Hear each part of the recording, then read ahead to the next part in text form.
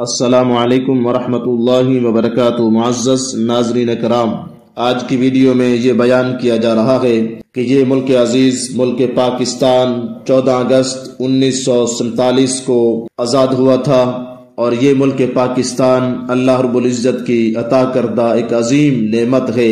اس حوالے سے سماعت فرمائیں۔ قیام پاکستان بر صغیر کے مسلمانوں کے لیے ایک بہت بڑی عظیم نعمت اور لازوال انعام ہے۔ یہ ملک عزیز 14-15 اگست کی نصف شب جب معرض وجود میں آیا تو یہ قدر کی مبارک رات تھی جسے ہم لیلۃ القدر کہتے ہیں۔ 15 اگست 1947 کو جب پاکستانی قوم نے اپنا پہلا یوم آزادی منایا تو اس روز 27ویں رمضان المبارک اور جمعۃ الوداع کا دن تھا۔ گویا کہ یہ ساری نیک ساعتیں، ساری نیک گھڑیاں اس روز یکجا جمع ہو گئی تھیں۔ آپ نے سورۃ القدر میں پڑھا ہوگا کہ لیلۃ القدر کے موقع پر فرشتے آسمانوں سے اتر آتے ہیں اور مطلع فجر تک سلام بھیجتے ہیں۔ اللہ سبحانہ وتعالی بھی نچلے عرش پر اپنی شایان شان کے مطابق تشریف فرما ہوتے ہیں۔ اسی مبارک رات جب آسمان سے اللہ پاک کی بے انتہا انگنت اور بے شمار نعمتیں برس رہی تھی تو رات کے 12 بجے قیام پاکستان کا اعلان ہوا تھا۔ بے شک قیام پاکستان اللہ پاک کی عطا کردہ ہے اور پاکستان قوم کے لیے لاتعداد نعمتوں میں سے ایک عظیم نعمت تھی۔ لیکن یہ بات یاد رکھیے کہ جب اللہ رب العزت کی جانب سے نعمت عطا ہوتی ہے تو اس کے ساتھ ساتھ آزمائش و امتحان اور تقاضے بھی وابستہ ہوتے ہیں۔ اگر وہ تقاضے پورے نہ کیے جائیں تو پھر سزا کا عمل بھی شروع ہو جاتا ہے۔ قرآن مجید پر تدبر کیجئے، بنی اسرائیل اور دیگر کئی قوموں کو نایاب نعمتیں عطا ہوئیں، آسمانوں سے من و سلوہ بھی اتارا جاتا رہا، لیکن جب ان قوموں نے ان نعمتوں کے تقاضے پورے نہ کیے تو انہیں سزائیں بھی ملتی رہیں۔ پاکستان عطا الہی ہے، اسے ایک اسلامی فلاحی ریاست بنانا مقصود تھا۔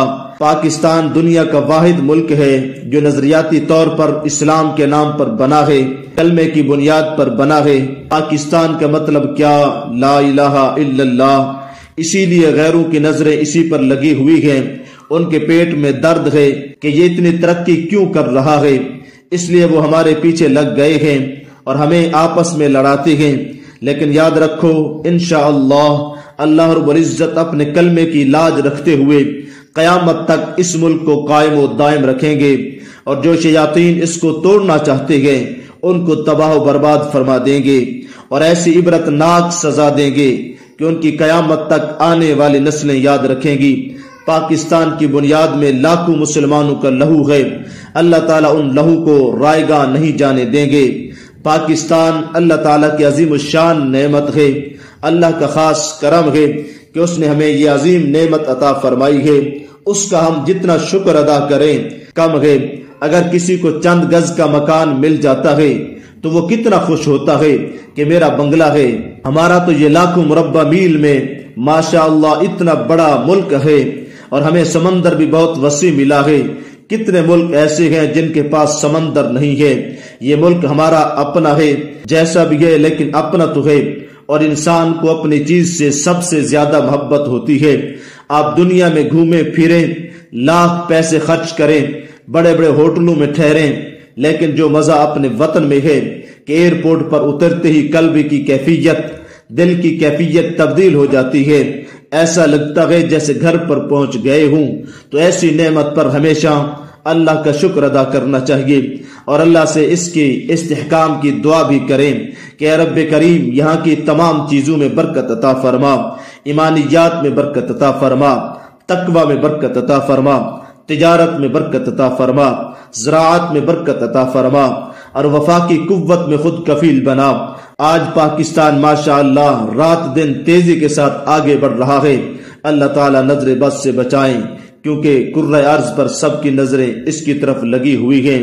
آج افسوس اس بات کا ہے کہ ذرا خلاف مزاج کوئی بات ہو جائے، ہم اپنے ہی ملک میں ہنگامہ آرائی، توڑ پھوڑ اور جلاؤ گھیراؤ شروع کر دیتے ہیں۔ اگر کسی گھر میں دو بھائیوں کے درمیان لڑائی ہو جائے، اب ایک بھائی ٹیوب لائٹ توڑ رہا ہے اور ایک پنکھا توڑ رہا ہے، تو نقصان کس کا ہو رہا ہے؟ گھر کا ہو رہا ہے، تو اسی طرح اگر ملک پاکستان کے اندر توڑ پھوڑ کریں گے تو ملک پاکستان کا نقصان تو ہوگا، لیکن اس کے ساتھ ہمارا اپنا ہی نقصان ہے، کیونکہ ملک پاکستان ہمارا اپنا وطن عزیز ہے، ہمارا اپنا ملک ہے۔ اللہ رب العزت قیامت تک اس ملک پاکستان کو قائم و دائم فرمائے، آمین۔ وما توفیقی الا باللہ۔